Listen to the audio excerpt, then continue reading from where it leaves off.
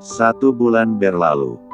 Taksi yang membawa Marcel dan nenek Mariana akhirnya sampai di depan rumah sakit jiwa. Ya, sekitar 2 jam yang lalu mereka baru saja sampai di Jakarta. Setelah selesai mendaftar, nenek Mariana dibawa oleh 2 orang petugas untuk diperiksa secara intensif sementara Marcel diminta untuk menunggu di luar. Halo, Aina. Aku sudah di rumah sakit. Aku akan segera menyusul ke sana. Nenek bagaimana? Nurut saja tadi. Dia katanya rindu kamu dan Arka. Aku akan bawa Arka juga nanti. Tunggulah, kalau tidak macet paling setengah jam aku sampai. Baiklah, aku tunggu. Marcel mengakhiri panggilan telepon itu. Ia beranjak duduk di kursi tunggu sambil memainkan ponselnya. Tak lupa ia mengirim pesan kepada Arhan jika lukisannya akan segera sampai 2 atau 3 hari lagi, melalui pengiriman jasa ekspedisi. Lelah juga. Setelah ini aku butuh tidur. Saat tengah asik melihat-lihat, pandangan Marcel tiba-tiba tertuju kepada seorang wanita yang berjalan melewati tempatnya duduk. Awalnya dia biasa saja, tetapi tatapannya menjadi tak biasa saat melihat kalung yang bertengger di leher wanita itu. Loh kok bisa? Liontin itu kan aku desain sendiri. Tidak mungkin ada yang sama, perasaan sudah aku buang, batin Marcel. Tanpa pikir panjang ia menyusul wanita itu dengan langkah cepat. Maaf Nona, berhenti sebentar. Ia meraih pergelangan tangan wanita itu hingga berbalik menatapnya. Kamu siapa? Wanita itu nampak panik saat melihat pria bertato dengan kaos oblong hitam dan topi hitam yang menutupi rambutnya. Maaf, kalung itu kalung. Wanita tadi spontan memegangi kalung di lehernya. Jangan macam-macam. Ini kalung pemberian teman saya, jangan dicuri. Hah? Curi? Marcel berdecak tak percaya. Hei, jangan asal nuduh. Saya hanya ingin memastikan. Marcel memekik saat wanita itu menyemprotkan cairan gas air mata yang wanita itu ambil di dalam tasnya. Ya, cairan gas air mata yang biasanya banyak dijual dalam bentuk botolan untuk para wanita melindungi diri dari kejahatan, tapi sepertinya kali ini salah sasaran. Perihnya. Marcel berjongkok sambil menutup wajahnya dengan telapak tangan. Tadinya ia hanya ingin memastikan, tapi ternyata si wanita malah salah paham. Sebenarnya saat bertemu dengan Aina di rumah sakit kota Pekanbaru, bulan lalu, Marcel sudah sangat mengikhlaskan wanita tersebut hingga memutuskan untuk membuang kalung yang tadinya ingin ia berikan. Marcel masih sangat ingat jika ia membuang kalung tersebut di tong sampah rumah sakit. Namun, tiba-tiba saat datang pertama kali ke Jakarta ia melihat kalung yang sama persis, dan ia merasa itu adalah sesuatu yang mustahil karena saat memutuskan untuk menghadiahi Aina kalung ia mendesain sendiri kalung tersebut sebelum meminta kepada pengrajin perak untuk membuatnya. Loh, Mas Marcel ini kenapa? Seorang wanita berseragam perawat datang menghampiri. Spontan wanita tadi langsung terkejut saat perawat mengenali pria bertato di hadapannya. Kenal. Lah iya, ini wali nenek Mariana, yang sedang menjalani pemeriksaan di dalam. Kamu apain Sela? Ya, wanita itu adalah Sela. Ia datang untuk kontrol bulanan. Saat melihat Marcel secara fisik pikirannya langsung tertuju ke hal negatif karena lengan pria itu dipenuhi dengan tato, gayanya yang rock and roll, dan yang tadi membuat Sela panik adalah, karena Marcel langsung bertanya tentang kalung miliknya. Rasa bersalah menghinggapi. Sela mendekati Marcel, berjongkok di depan pria itu. Saya minta maaf, tadi saya panik. Marcel tak bisa berkata-kata. Ia masih sibuk dengan kedua matanya yang terasa perih. Sela, bawa ke ruangan Bu Kepala saja, suruh cuci muka. Sister tadi terlihat sudah Sangat akrab dengan Sela. Iya, Sus. Tanpa meminta persetujuan Marcel, Sela segera membantu pria itu berdiri dan ia tuntun pergi meninggalkan ruangan tersebut. Mas, dicat Marcel. Kita ke sana dulu, baru setelah itu aku akan ke kantor. Arhan meneguk jus jeruk di atas meja hingga tak bersisa. Setelah pemeriksaan selesai, bawa saja nenek tinggal kemari, masalah Marcel. Aku akan membantunya mencari pekerjaan yang sesuai dengan pasiennya. Baba mau ke sini, sahut Arka yang sejak tadi menyimak papanya ketika bicara. Kita semua keluarga jadi harus saling membantu. Arka senang, tanya Arhan sambil mengusap lembut pipi putranya. Senyang. Tapi papa jangan perhatiin Baba dong, sepeda untuk Alka mana? Ah, itu mu. Arka, opa datang. Oma juga datang. Belum juga sempat Arhan menyelesaikan ucapannya, Tuan Adiaksa dan Nyonya Mutia tiba-tiba datang dengan penampilan formal dan berkelas. Ya, sebenarnya penampilan. Wow, uang. Mata Arka berbinar-binar saat melihat nenek dan kakeknya yang sudah seperti tumpukan dolar berjalan. Nek. Aina menyalami tangan keduanya secara bergantian. Ayo duduk kita sarapan bersama. Ia beralih menatap Bibi yang sedang berdiri tak jauh darinya. Bi, siapkan Bi. Tidak usah. Tolak Nyonya Mutia dengan halus. Kami datang kemari hanya untuk membawa Arka jalan-jalan. Saat di Pekanbaru kakek sudah berjanji akan menunjukkan ini dan itu, agar dia paham silsilah keluarga Adiaksa, sambung Tuan Adiaksa. Arhan menghela napas sambil menyadarkan tubuhnya di kursi meja makan. Silsilah seperti apa yang bisa dipahami anak seumurannya? Ini belum waktunya, jangan terdesak. Diamlah bocah berandal, kakek datang bukan untukmu, tapi Arka, sahut Tuan Adiaksa dengan raut wajah kesal, tetapi ia kembali tersenyum saat mengalihkan pandangannya kepada Arka. Bagaimana Arka mau ikut? Tapi, saya takut Arka merepotkan, dia harus ganti popok, kadang masih pup di celana, rewel minta susu dan sebagainya, sahut Aina yang merasa sungkan. Rasanya tidak lucu saja, saat ia membayangkan Tuan Adiaksa atau Nyonya Mutia yang membersihkan pup Arka. Oh tenang, nenek sudah sewa 2 babysitter kok. Jadi bagaimana Arka mau ikut? Tanya Nyonya Mutia. Pandangan Aina berat kepada Arka, yang terlihat begitu serius berpikir hingga melipat. Kedua lengannya di depan dada. Mau kemana do you nih? Tanya bocah itu pada akhirnya. Oh, kita akan makan siang di Singapura pagi ini. Setelah itu ke Disneyland Hong Kong, baru pulang lagi.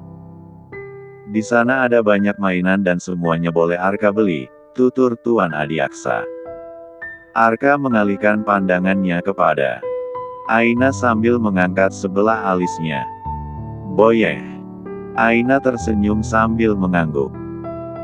Tadinya Aina ingin mengajak sang putra untuk pergi menemui Nenek Mariana, tetapi melihat betapa antusiasnya Tuan Adiaksa dan Nyonya Mutia menyiapkan segala sesuatunya untuk mengajak Arka jalan-jalan, rasanya tidak etis saja jika Aina menolak. Arka, benar-benar ingin pergi? Tanya Arhan yang nampak tak percaya. Dengan cepat Arka mengangguk. Jangan menolak lejeki papa. Tidak baik. Astaga begitu mudahnya, gumam Arhan. Ayo sudah jangan menunda-nunda waktu, kita berangkat sekarang, sahut Tuan Adiaksa. Saya siapkan baju ganti dan perlengkapan lainnya dulu, ucap Aina lalu bergegas pergi. Setelah merasa kedua matanya lebih baik saat ini Marcel sedang duduk di sofa sambil disuguhi segelas teh hangat oleh Sela. Saya benar-benar minta maaf. Saya akan lakukan apapun yang Anda minta untuk menebus rasa bersalah. Tapi jangan berat-berat, saya anak yatim piatu, hidup sebatang kara, tidak punya banyak uang dan mie. Hei, kenapa kamu cerewet sekali? Siapa juga yang mau minta ganti rugi? Hah? Aku cuma mau tanya, kamu dapat kalung itu dari mana? Karena itu persis seperti punyaku. Sheila menunduk melihat kalung di lehernya. Ini hadiah dari teman saya. Beberapa waktu dia pergi ke Pekanbaru dan dia membeli ini Nah, Marcel menggebrak meja lalu bersedekap dada. Itu pasti sudah kalung milikku, sekarang kembalikan. Akan aku ganti dengan yang baru. Spontan Sheila menggeleng tidak setuju. Ia masih belum bisa melupakan ucapan Kinos kemarin, bahwa kalung itu akan menjadi jimat pelindungnya. Tidak mau, tidak sudi. Marcel menegapkan posisinya dengan tatapan tak percaya. Baginya, kalung itu hanya untuk Aina, jika tidak bisa ia berikan maka siapapun tidak boleh memakainya. Begini ya Nona, ada hal yang tidak bisa aku jelaskan secara rinci. Intinya, kembalikan saja kalung itu, aku janji akan mengganti rugi 2 kali lipat dari harga belinya. Begini ya, Tuan. Ada hal yang tidak bisa saya jelaskan juga. Intinya berapapun Anda membayar saya tidak akan memberikan kalung ini. Marcel menyadarkan tubuhnya sambil memijat keningnya yang terasa berdenyut.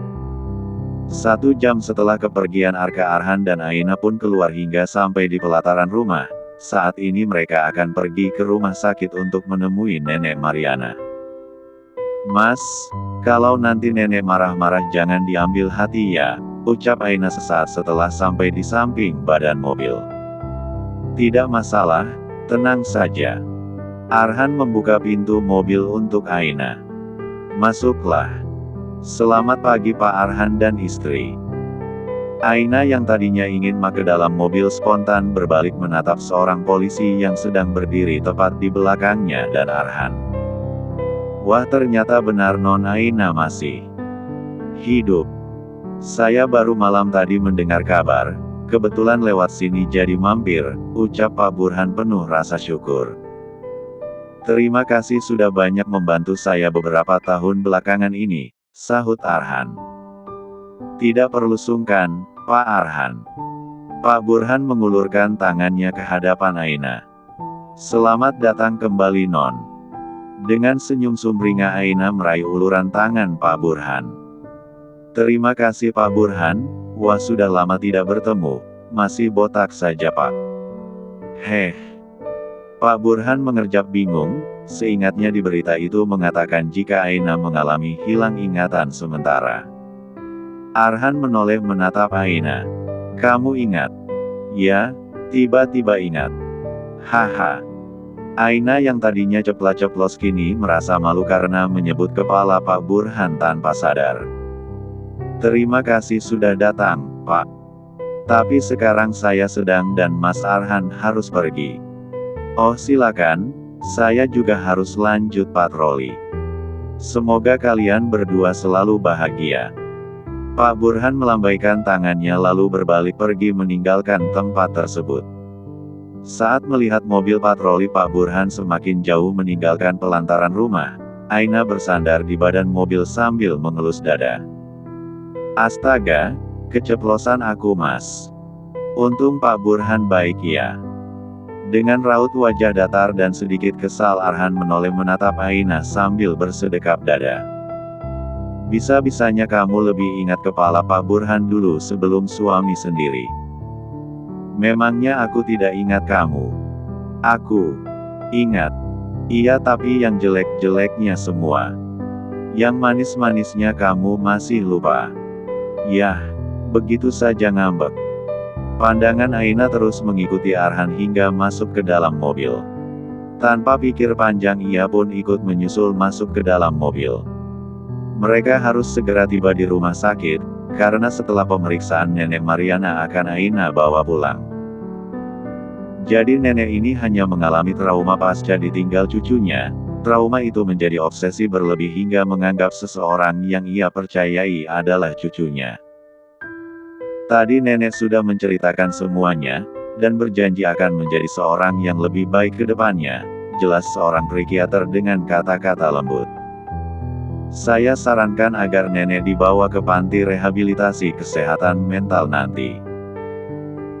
Setiap hari akan diberikan treatmen dan obat sesuai dengan progres kesehatan mental beliau. Ya paling lama 1 atau 2 bulan saja, lanjut dokter. Marcel mengangguk saat mulai memahami pembicaraan dokter. Ia tahu selama ini nenek Mariana sampai tega memberikan obat penurun daya ingat kepada Aina itu karena beliau sangat takut kehilangan cucunya lagi. Namun 1 bulan belakangan ini beliau mulai berdamai dengan keadaan, dan menuruti permintaan Aina agar dibawa ke Jakarta.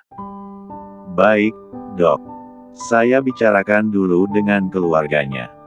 Apa nenek boleh istirahat sebentar di sini?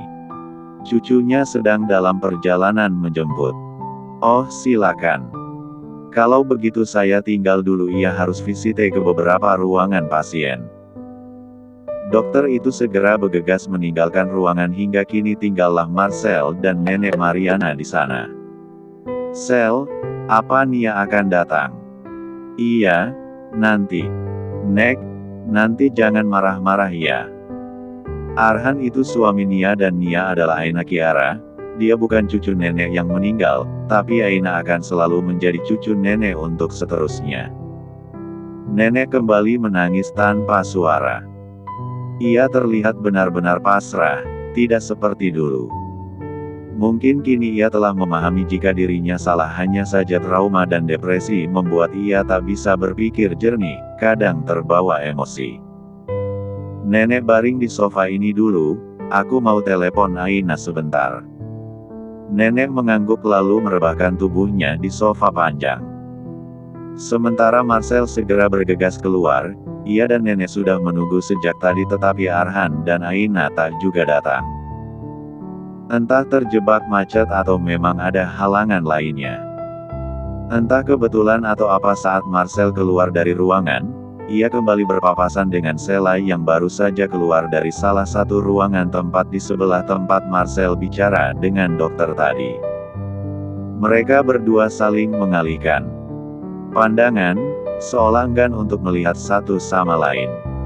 Hari ini aku sial sekali, baru datang dari seberang pulau ketemu wanita main semprot orang sembarangan.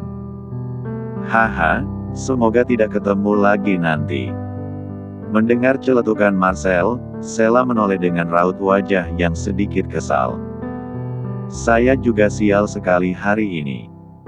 Ketemu preman komplek, muka sangar tapi beraninya sama perempuan. Maaf ya Tuan, saya juga tidak mau bertemu orang menyebalkan seperti Anda lagi.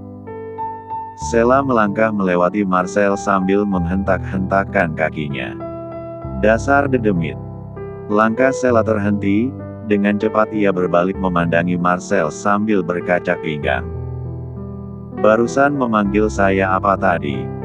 Siapa yang manggil kamu, Dich? Ngerasa.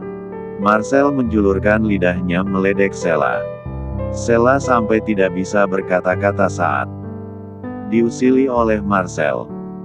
Sampai saat ini ia masih tidak percaya jika kalung tersebut benar-benar milik pria asing itu karena ia yakin Kinos tidak akan memberikan barang curian kepadanya. Namun Sela lupa beginilah cara takdir bekerja, terkadang apa yang dianggap mustahil, bisa saja terjadi jika takdir sudah menempatkan mereka. Ia bertemu dengan Marcel lewat kalung tersebut. Flashback sedikit sebelum kalung itu dibeli oleh Kinos. Sudah tidak berguna lagi, lebih baik buang saja. Marcel membuang kotak berisi kalung itu ke dalam tong sampah, dengan harapan ia tidak akan melihat kalung itu lagi karena hanya akan membuatnya semakin trauma karena penolakan.